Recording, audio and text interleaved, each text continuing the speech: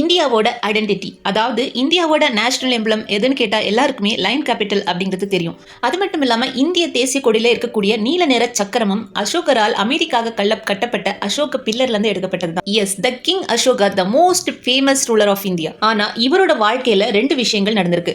முதல் பகுதி பார்த்தீங்கன்னா கொடுங்கோல் ஆட்சி புரியும் மன்னனாகத்தான் அசோகர் இருந்திருக்காரு. ஆனால் ஒரு போர் அவரோட வாழ்க்கையை மாற்றி ஒரு அமைதிக்கான தூதுவரா அவரோட வாழ்க்கையை மாற்றிருக்கு. அந்த கதையை தான் நம்ம இந்த வீடியோவில் பார்க்க போகிறோம். கிமு 304வது வருடம், அதாவது கிறிஸ்து பிறப்பதற்கு முன் 304வது வருஷம் கிங் பிந்துசாராக்கும் சுபத்ராங்கி அப்படிங்கிற ஏழை வீட்டு பெண்ணுக்கும் மகனாக பிறந்தவர் தான் கிங் அசோக மௌரியா. இவரோட தாத்தா சந்திரகுப்தர் தான் புகழ்பெற்ற மௌரிய வம்சத்தை, அதாவது மௌரிய டைனஸ்டியை வந்து இந்தியாவில் நிறுவியவர். பிந்துசாரருக்கு 2 மனைவிகள் இருந்தாங்க. அதில் முதல் மனைவி பார்த்தீங்கன்னா ஒரு பிரின்சஸ். அது மட்டும் இல்லாமல் அவங்களுக்கு பிறந்த குழந்தையோட பேரு சுசிமா. இவன் தான் பிந்துசாரருக்கு அப்புறம் அரச பதவியை அடையக்கூடிய தகுதியில் இருந்தார். ஆனால் அசோகாவோட அம்மா வந்து ஒரு ஏழை வீட்டு பெண் அப்படிங்கிறதால அவங்களுக்கு கிடைக்க வேண்டிய மரியாதைகள் கிடைக்கவே இல்லை. ஆனா கிங் அசோகாக்கும் பாத்தீங்கன்னா ராயல் எஜுகேஷன், அரசியல், மிலிட்டரி ஸ்ட்ராட்டஜி எல்லாமே கத்துக் கொடுக்கப்பட்டுச்சு. சின்ன வயசுல இருந்தே உதாசீனங்களையும் அவமானங்களையும் தாங்கி கொண்ட கிங் அசோகர் ரொம்ப இன்டெலிஜென்டாவும் ரொம்ப வீரம் பொருந்தியவராகவும் இருந்தார். இவரோட வீரத்தையும் அறிவாற்றலையும் கண்ட பிந்துசாரருக்கு இவர் மேல தனி பிரியம் இருந்ததாவே சொல்லப்படுது. அதுக்கப்புறம் பாத்தீங்கன்னா தக்ஷசீலம் அப்படிங்கிற பிளேஸ்ல ஒரு கலவரம் வெடிச்சிருக்கு. அந்த கலவரத்தை அடக்கிறதுக்காக பிந்துசாரர் அசோகரை வந்து தக்ஷசீலம் அனுப்பியிருக்காரு. இதனால தக்ஷசீலம் மற்றும் உஜ்ஜைன் பகுதிகளோட கவர்னரா பிந்துசாரர் அசோகரை நியமிக்கிறாரு. ஆனா அந்த டைம்ல கிமு 273ல பிந்துசாரர் உடல்நிலை குறைவா இறந்துறாரு.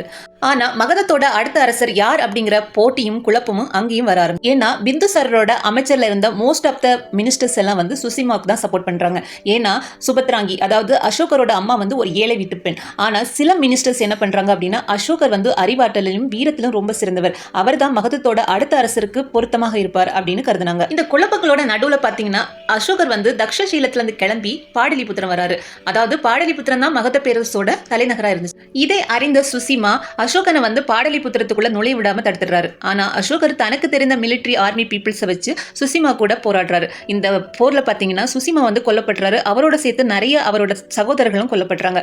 அதுக்கப்புறம் கிமு 269ல மகத பேரரசோட 3வது மன்னனா முடிசூட்டப்படுறாரு. கஷ்டப்பட்டு அதிகாரத்தை பெற்ற அசோகர் தன்னை கடுமையான ஒரு அரசராகவே வச்சுட்டு இருந்திருக்காரு. தப்பு பண்ணவங்களை தண்டிக்க செப்பரேட்டா ஒரு பிரிஷனே இருந்துச்சான். அதுல தப்பு பண்றவங்க மேல கடுமையான கொதிக்கிற தண்ணி ஊற்றப்பட்டுச்சான். சிலவங்களை வந்து தீய வச்சு உயிரோட எரிச்சிட்டு வாங்கலாம். அது மட்டும் இல்லாம தனக்கு எதிராக இருந்த மினிஸ்டர்ஸ் எல்லாருமே வந்து சிறையில தள்ளி தண்டனை கொடுத்திருக்காரு. மகதத்தை விரிவுபடுத்தி மிகப்பெரிய சாம்ராஜ்யம் ஆக்கணும் அப்படிங்கிறது தான் அசோகரோட கனவாவே இருந்துச்சு. இதனால தான் வடமேற்கே ஆப்கானிஸ்தான், ஈஸ்ட்ல வந்து பெங்கால், சவுத்ல உள்ள மோஸ்ட் ஆஃப் த எல்லா ஸ்டேட்ஸையும் அவரோட கீழே வந்து கொண்டு வந்தாரு. ஆனா ஒடிசா, தமிழ்நாடு, கேரளாவை மட்டும் அவரால் வெல்ல முடியல. இப்போதைய ஒடிசா வந்து கலிங்கம் அப்படிங்கிற பேர்ல ஒரு மாபெரும் டைனஸ்டியா இருந்துச்சு. அதோட ஆட்சியாளர்கள் வந்து ரொம்ப திறமையானவர்களாக இருந்தாங்க. இந்த கலிங்கம் வந்து மகதத்துக்கு அச்சுறுத்தலாவே இருக்கும் அப்படின்னு நினைச்ச அசோகர் அதையும் தன்னோட கட்டுப்பாட்டு கீழே கொண்டு வர நினைச்சாரு. ஒரு மாபெரும் படையோட கலிங்கத்தின் மீது வந்து படையெடுக்கிறாரு. அதுக்கப்புறம் பாத்தீங்கன்னா இந்த போர் வந்து ரொம்பவும் ஈஸியா இல்ல, ரொம்பவும் கடுமையா தான் இருந்துச்சு. இருந்தாலும் கடுமையாக போராடி கலிங்கத்தை தன்னோட கட்டுப்பாட்டுக்கு கீழே கொண்டு வராரு. ஆனா இந்த போர்ல 1 லட்சத்துக்கும் மேற்பட்ட வீரர்கள் வந்து வீர மரணம் அடைஞ்சிருந்தாங்க. 1.5 லட்சத்துக்கும் மேற்பட்ட பீப்புள்ஸ் வந்து வீடுகளை இழந்து தவிச்சிட்டு இருந்தாங்க. நிறைய குழந்தைகள் தாய் தந்தை இழந்து அங்கேயும் இங்கும் அலைஞ்சிட்டு இருந்துச்சு. நிறைய பெண்கள் வந்து கணவனை இழந்து அழுதுட்டு இருந்தாங்க. இதையெல்லாம் பார்த்த அசோகருக்கு வந்து அவரோட வெற்றியை வந்து கொண்டாடவே முடியல. அவரோட மனசுல வந்து எதையோ அவர் இழந்த மாதிரி அவர் ஃபீல் பண்ணாரு. அது மட்டும் இல்லாம அவரால் சாப்பிட முடியல, தூங்கவும் முடியல.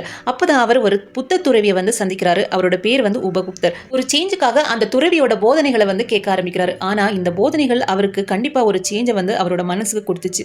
அகிம்சைனா என்ன, தர்மம்னா என்ன, கருணை அப்படின்னா என்ன அப்படிங்கறத வந்து இந்த துறவி கிட்ட இருந்து அவர் புரிஞ்சுக்கிறாரு. அதுக்கப்புறம் இந்த துறவியால் ஈர்க்கப்பட்ட அசோகர் வந்து புத்த மதத்துக்கு மாறுறாரு. அதுக்கப்புறம் புத்த மத துறவிகள் தங்குறதுக்காக நிறைய மடங்களை வந்து நிறுவுறாரு. அதுக்கப்புறம் புத்த மதத்தை பரப்புறதுக்காக பல்வேறு துறவிகளை வந்து நாட்டின் பல்வேறு பகுதிகளுக்கு அனுப்புறாரு. நிறைய மருத்துவமனைகள், இலவச சத்திரங்களை வந்து கட்டுறாரு.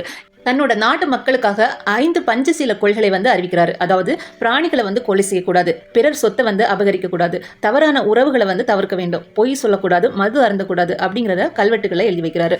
அதுக்கப்புறம் அசோகா பில்லர், சார்நாத் பில்லர் போன்றவற்றை நிறுவி மனிதன் வந்து பின்பற்ற வேண்டிய மாரல்ஸை வந்து அதில் வந்து இன்கிரிப்ட் பண்றாரு.